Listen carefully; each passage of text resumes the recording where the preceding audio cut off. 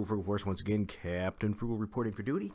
And I wasn't actually intending to do another video today, but I seen this tweet, and I figured, you know what, I have to respond. This tweet was by Tim Doyle, a freelance artist who runs Nakatomic.com. At least that's what it says. Once again, you know I butcher words. He has on his Twitter feed as well, on his little signature about himself, ask me about my feminist agenda. And I think that speaks volumes right there.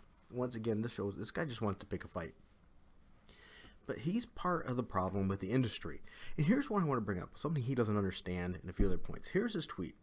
If you've been collecting since 1977... Well, first of all, actually, before I jump there, let me talk to... This person posted this. Okay? I've been collecting comics since 1977. And I have no idea who you are. But I will tell you that you need to grow up and realize the story and continuity comes first. And by pandering to a special interest groups, you are hurting them more than helping them. So Brian Urso, thumbs up to you. Great point. Tim Doyle responds, if you've been collecting since 1977, you've aged out and are no longer in the target demographic. These books are not made for you anymore. I was born in 1977, and I am also out of the target demographic. Mainstream superhero books should not be made with me in mind. And with that said, he is 100% wrong.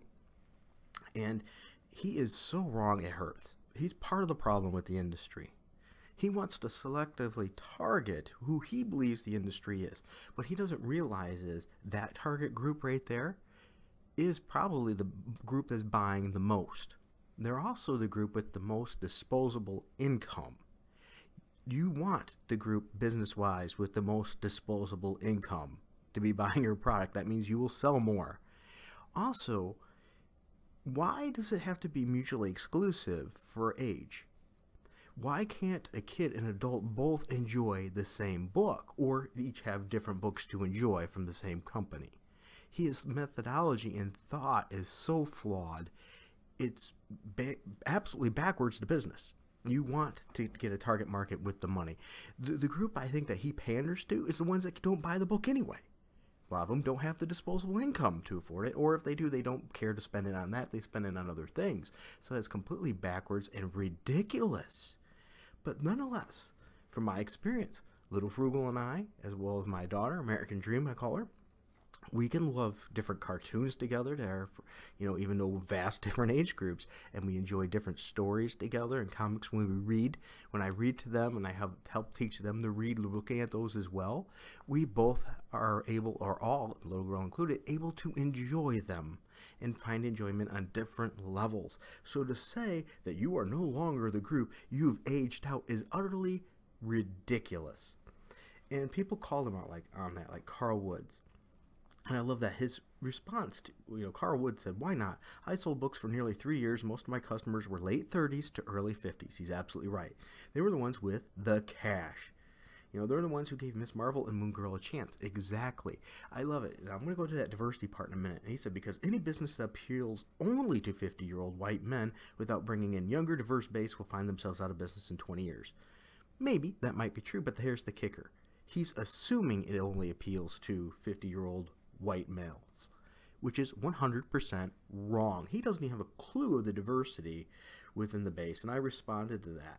He rules out so many characters like Iron Fist, Luke Cage, many other ones that came from that time, from earlier time periods, but yet they're not diverse.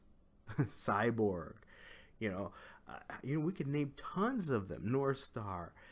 Once again, that's that selective mindset. I'm going to say my point and try to prove a point and make an image by not using any facts whatsoever. And Tim Doyle is one of those kinds of people that do that. They aggravate, they cause problems rather than bringing people together, and use no facts and have no clue what they're really talking about. He clearly doesn't know business, and evidently he doesn't know the comic book business and doesn't know the comic book market as well, which is, for a guy in his situation, in his place, makes me scratch my head and wonder, shame on you, Tim Doyle. Shame on you. Maybe educate yourself a little bit more. I love it, this mentality that only 50-year-old white men are, the appeal of that. I'm sorry. I read all kinds of diverse characters, female characters and everything. I never had any problem with that. You know, not a single one. Matter of fact, most of my friends and things that deal with that kind of stuff too said the same thing. They never had any issues of that whatsoever. So Tim Doyle got a pretty good logical beating on Twitter, and I will say it was well deserved. This man should take his popsicle out of his mouth and put his foot in it, because that's what he continues to do. Alright guys, that's my view on this. What are your views on this? Have comics always been diverse? I mean, if you don't believe me, look back at Avengers and many other titles, X-Men, things like that. Or am I misspeaking? Well, if you have any comic store knowledge, what do you find your clientele to be? I know from my experience and my knowledge, it was a lot of older people, absolutely, but there was a lot of diversity as well. So he's wrong, in my opinion, on many of those facets. So let me know what you think in the comments. If you enjoyed this video, please be sure to hit like and subscribe. And make sure you tell others, hit that notification bell as well. And until next time, keep it frugal.